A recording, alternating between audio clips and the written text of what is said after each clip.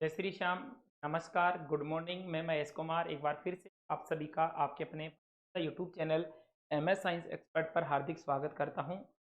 आज हम बात करने वाले हैं राजस्थान यूनिवर्सिटी के BA BSc BSc के पेपर तो हो चुके हैं और जो BA के स्टूडेंट हैं उन स्टूडेंट्स के लिए जनरल इंग्लिश, सामान्य इंग्लिश का जो पेपर होने वाला है उसमें कैसा सिलेबस है, क्या पैटर्न है, किस प्रकार से क्वेश्चन आएंगे, सारे क्वेश्चन को लेकर हम आज इस क्लास में चर्चा करेंगे। बच्चों के कमेंट आ रहे हैं कि सर इंग्लिश के क्वेश्चन आप प्रोवाइड करवा दो। इसमें केवल और केवल आपकी ग्रामर है और ग्रामर में से कौन कौन से टॉपिक हैं को लेकर हम आज इस विषय में हम बात करने वाले हैं। देखते हैं, बढ़ते हैं हम अपनी क्लास की ओर। Okay, Rajasthan university BA BSc के तो हो गए पेपर। ओके, BSc के तो पेपर हो गए, लेकिन कोई बात नहीं, इसको रहने दो। BSc के पेपर हो गए हैं। जनरल इंग्लिश, सामान्य इंग्लिश का जो पेपर है, इंपॉर्टेंट क्वेश्चन, तो सिलेबस के साथ साथ हम अपने टॉपिक्स का भी अध्ययन करेंगे। सबसे पहले देखेंगे सिलेबस में क्या है। अब कई बच्चे कमेंट करेंगे कि सर सिलेबस तो पहले देख लिया, सिलेबस देख लिया, लेकिन उनके साथ साथ हम पढ़ते चलेंगे। सबसे पहले बात करते हैं हम फाउंडेशन ऑफ इंग्लिश लैंग्वेज ए। ये अपना पेपर है, फाउंडेशन ऑफ इंग्लिश लैंग्वेज ए 2023-24 वही सिलेबस चलता आ रहा है, कोई दिक्कत नहीं। 25-26 का भी वही सिलेबस है और 2 क्रेडिट का है, मतलब 50 नंबर का पेपर है, ठीक है ना। 40 प्लस 10, बिल्कुल 40 प्लस 10, 10 तो सर ने भेज दिए रेगुलर स्टूडेंट वालों के लिए। 40 प्लस 10 का है और 40 का वहाँ पर पेपर देखने को मिलेगा और 10 नंबर जो के हैं कंटिन्यूस असेसमेंट के हैं वो आपको कॉलेज वाले सर ने, ठीक है। आगे देखिए, आगे देखिए क्या है। The pattern of the question paper will be as follows, मतलब किस पैटर्न पर आपका पेपर होने वाला। सबसे पहले बात करते हैं हम यूनिट फर्स्ट में वोकेबलरी एंड ट्रांसलेशन। वोकेबलरी में वन वर्ड आएंगे आपको, एंटोनिम्स आएंगे और सिनोनिम। वन वर्ड में क्या आएगा, ये मैटर जो रहेगा बेटा, आपका यूनिट फर्स्ट रहेगी 5 नंबर। यूनिट फर्स्ट कितने नंबर की रहेगी, 5 नंबर की। अब सर ये बता दीजिए कि जो वन वर्ड हैं वो कैसे होते हैं, क्या है, उनके बारे में हम थोड़ा सा बात कर लेंगे, ज़्यादा नहीं, लेकिन वन वर्ड्स का जो टाइप्स है उनके बारे में हम बात करेंगे। वन वर्ड्स का मतलब अनेक शब्दों के लिए एक शब्द, अनेक शब्दों के लिए एक शब्द, हम हिंदी में भी पढ़ते हैं ना, वही मैटर यहाँ पर है। अब देखिए, अनेक शब्दों के लिए एक शब्द वन वर्ड, ये देखो मैं कुछ वन वर्ड लेकर आया हूँ, एग्जाम्पल के तौर पर ही लेकर आया हूँ आपके लिए। ऐसे सर इनसे संबंधित आपको वन वर्ड पूछे जा सकते हैं, जैसे ए place where bees are kept, वही स्थान जहां पर मधुमक्खियों को पाला जाता है, ऐसा लिखा हुआ आएगा बेटा, है ना। एक या दो वन वर्ड आपसे पूछेंगे, a place where are, sir yes यही आएगा कि जरूरी नहीं यही है, इससे संबंधित और भी आ सकते हैं, ठीक है ना। A place where bees are kept, वही स्थान जहां पर मधुमक्खियों को रखा जाता है, पाला जाता है, वो क्या कहलाता है बेटा, एपियरी कहलाती है, ठीक है ना। A place where are birds kept क्या कहलाता है बेटा, एवियरी कहलाता है, वही स्थान जहां पक्षियों को रखा जाता है। A scientist who study plant, वह व्यक्ति जो किसका अध्ययन करता है, पौधों का अध्ययन करता है, वो क्या कहलाएगा, बॉटनिस्ट कहलाएगा। अगर जो जंतुओं का अध्ययन करेगा वो क्या कहलाएगा, जूलॉजिस्ट कहलाएगा। वह a scientist who studies chemicals क्या कहलाएगा बेटा, केमिस्ट कहलाएगा। ऐसा आ सकता है आपके वहां पर। दूसरा अगला है cartographers, a person who draw और प्रोड्यूस मैप्स, वह व्यक्ति जो ड्रॉ करता है या बनाता है, क्या नक्शे बनाता है, मैप बनाता है, वो क्या कहलाता है बेटा, कार्टोग्राफर्स कहलाता है, ठीक है ना, कार्टोग्राफर्स कहलाता है। इसके अलावा ऑर्थिनोलॉजिस्ट का, a person who studies birds, वह व्यक्ति जो पक्षियों का, पक्षियों का अध्ययन करता है, वो क्या कहलाता है बेटा, ऑर्थिनोलॉजिस्ट कहलाता है, ठीक है। ये हो गई वन वर्ड की बात। भाई इस टाइप से आपके वन वर्ड आएंगे, जरूरी नहीं है यही आए, इनसे संबंधित आपको एक या दो वन वर्ड देखने को मिलेगा। पहली जो यूनिट है जिसमें आपके वन वर्ड्स हैं और सिनोनिम्स हैं और एंटीनिम्स हैं, इनमें केवल और केवल आपको 5 नंबर का सवाल पूछा, ठीक है।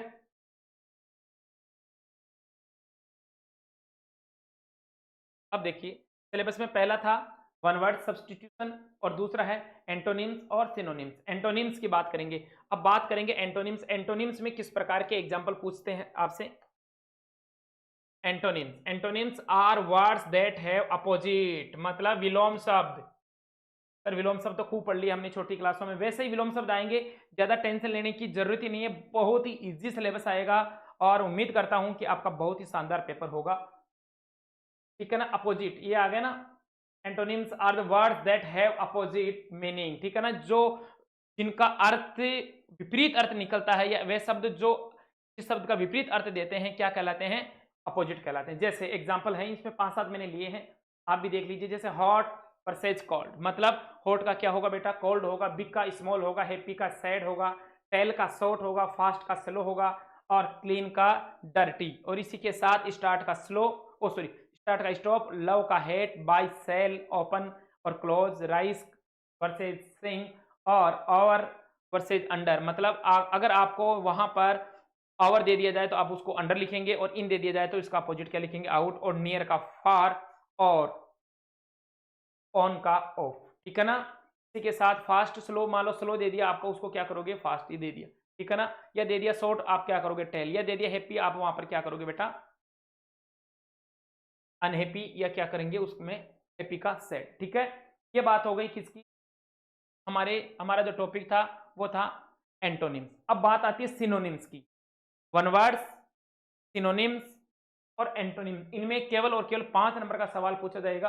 अब देखो सिनोनिम्स क्या है। एंटोनिम्स की बात हो गई। सिनोनिम्स होते हैं समान अर्थी, मतलब ऐसे शब्द जो जिनका अर्थ उसके समान प्रतीत होता है। समान अर्थ देने वाले शब्दों को समानार्थी शब्द कहते हैं। ठीक है। अब देखिए जैसे हैप्पी की जगह जॉयफुल और चीयरफुल। ठीक है ना। बिग, लार्ज, हग, स्मार्ट की जगह इंटेलिजेंस और क्लीवर, ब्राइट भी लिख सकते हैं। स्टार्ट में कॉमनेंस और टेंस भी लिख सकते हैं। फास्ट में क्विक, रैपिड और स्विफ्ट लिख सकते हैं। ठीक है ना। ये हो गए समान अर्थ देने वाले शब्द। अब इसके साथ आगे क्या है सिलेबस में देखते चलते हैं एक एक पॉइंट। फिर आ रहा है translation of 5 sentence from Hindi to English, English to Hindi. ये हम छोटी क्लासों 6 क्लास से, अगर कोई गवर्नमेंट स्कूल में भी पढ़ा हुआ बच्चा है वो 6 क्लास से टेंस पढ़ते आ रहा है, और टेंस में यही सिखाते हैं सबसे पहले क्या, 5 हिंदी के वाक्य हैं उनको इंग्लिश में ट्रांसलेट कीजिए, और 5 इंग्लिश के वाक्य हैं उनको हिंदी में ट्रांसलेट। अब सर कैसा, मैं पैटर्न आपको बता देता हूं, बहुत ही इजी, बहुत ही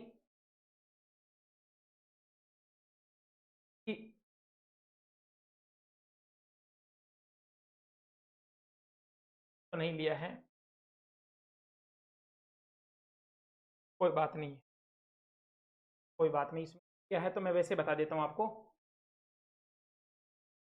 5 जैसे हैव ए नाइस डे, आपका दिन मंगलमय हो, इंग्लिश में लिखा हुआ आएगा, आपको इसको हिंदी में कन्वर्ट करना। आप कहाँ जा रहे हो, वे आर यू गोइंग, मतलब हिंदी में लिखा हुआ सेंटेंस आएगा। अब सर ये पूरा जो मैटर है, ज्यादा टेंशन लेने की जरूरत नहीं है। ये जो पूरा मैटर है जिसमें one word, antonyms, synonyms, Hindi to English, English to Hindi, ये सारा का सारा मैटर पहली यूनिट का है। और पहली यूनिट कितनी, 5 नंबर की। मतलब एक तो आपसे पूछेगा एंटोनिम्स, एक पूछेगा सिनोनिम्स, एक पूछ लेगा वन वर्ड, और एक या 2 सेंटेंस पूछ लेगा किसका बेटा, इंग्लिश, इंग्लिश से हिंदी। बहुत ही सादा सिंपल वाक्य आएंगे, उनको आपको इंग्लिश में ट्रांसलेट करना है, और बहुत ही सादा सिंपल आएंगे जिनको इंग्लिश से हिंदी में ट्रांसलेट करना है। ओके। अब बात करते हैं यूनिट सेकंड की, जिसमें ग्रामर है।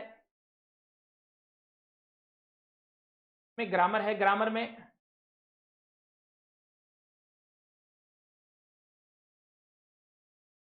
ग्रामर एंड यूजेज, जिसमें ट्रांसफॉर्मेशन ऑफ सेंटेंस, जिसमें डायरेक्ट और indirect, direct narration, indirect narration आपसे पूछेंगे, और एक्टिव वॉइस और पैसिव वॉइस पूछेंगे। इसके बाद में ये 5 नंबर की यूनिट है। इसके बाद में मॉडल्स भी आपसे पूछे जाएंगे। अब मॉडल्स के कुछ एग्जाम्पल हमने लिए हैं।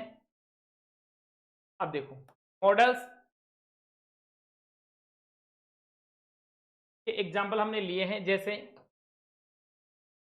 Models verbs are special auxiliary helping verbs used alongside a main verb expression necessity।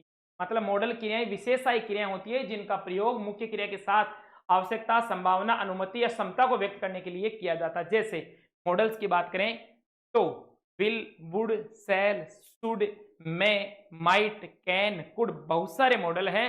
उनमें से कुछ 1-2 मॉडल्स आपको देंगे और उनका आपको सेंटेंस बनाना है। देखिए जैसे can, express present ability, informal, permission और पॉसिबिलिटी। पॉसिबिलिटी के लिए भी कैन आई डू इट, मैं ये कार्य, क्या मैं ये कार्य कर सकता हूं, कैन आई डू इट। जैसे example I can speak 3 language, मैं 3 भाषाएं बोल सकता हूं। I can speech speak 3 language. Could, can का जो पास्ट होता है बेटा वो कुड होता है, जैसे कुड दे दिया। Express past ability politely request, और विनम्र जो रिक्वेस्ट होती है, अपील होती है, उसके लिए भी हम इसका यूज करते हैं, कुड का यूज करते हैं। Example, could you please pass the salt, है ना, मतलब क्या आप मुझे नमक दे सकते हैं, नमक पास कर सकते हैं। मे का यूज होता है संभावना, लिखा है use of the formal permission और द स्ट्रॉन्ग पॉसिबिलिटी, जैसे मे आई लीव, आज बरसात हो सकती है, मे बी रेन टुडे, आज बरसात हो सकती है, मतलब संभावना जहां व्यक्त करनी होती है वहां पर मे का यूज करते हैं। और मे का जो अपोजिट होता है वो होता है बेटा might. Might indicate a weak increases possibility, जैसे it might rain later but I doubt, मतलब आज बरसात हो सकती है लेकिन मुझे डाउट है, ठीक है ना, आई डाउट इट। तो कहने का मतलब इसी प्रकार, जरूरी नहीं है कि सर आपने तो कैन कुड का ही बताया है, सर आपने तो मे इसका ही बताया है, मे माइट का ही बताया है, इसके साथ आपको सेल, शुड, विल, वुड, बहुत सारे, नीड टू, ऑट टू, बहुत सारे मॉडल्स हैं, आपको मॉडल्स पढ़ के जाने हैं। उम्मीद करता हूं कि मॉडल्स के सवाल बिल्कुल भी गलत नहीं होंगे और बिल्कुल इजी मॉडल आएंगे, ठीक है।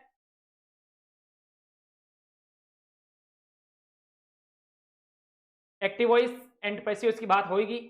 यहां से आपको कुछ डायरेक्ट सेंटेंस देंगे, उनको इनडायरेक्ट में कन्वर्ट करना है, ठीक है। यहां से कुछ आपको एक्टिव देंगे, एक्टिव सेंटेंस देंगे, उनको करना है किसमें, पैसिव में ट्रांसलेट करना। ओके, इसके बाद में यूनिट 3 में कॉम्प्रेशंस में है फॉलोइंग एसे एंड स्टोरी, जैसे जवाहरलाल नेहरू का जो लेख है ए ट्रिस्ट विद डेंसिटी, और मार्टिन लूथर का आई हैव ए ड्रीम। जैसे ये कह रहा है कि following essays and stories in initial language skill revise edition complete by Macklin for university Rajasthan, general English BA BCom BSc. यहां से 2 क्वेश्चन पूछा जाएगा। देखो इन चैप्टर से आपको कितने क्वेश्चन पूछे जाएंगे, 2, और एक क्वेश्चन कितने नंबर का है बेटा, 5 नंबर का। इस हिसाब से कितने नंबर का हो गया, 10 नंबर। इन्हीं दोनों जे एल नेहरू, जवाहरलाल नेहरू और मार्टिन लूथर वाले जो चैप्टर में से कितने याद है, will be required answer 2 question out of 4, out of 4 question आपको देंगे, जिनमें से आपको कितने का जवाब देना है, 2 क्वेश्चन। किसमें से, सर इन 2 चैप्टर में, इन 2 चैप्टर में से आपको 4 जो देंगे सवाल, लेकिन आपको जवाब देना है कितने प्रश्नों का, 2 प्रश्नों का, और 2 प्रश्न कितने नंबर के, 5 दूनी 10, 10 नंबर, ठीक है। बहुत इजी पैटर्न आएगा। उसके बाद में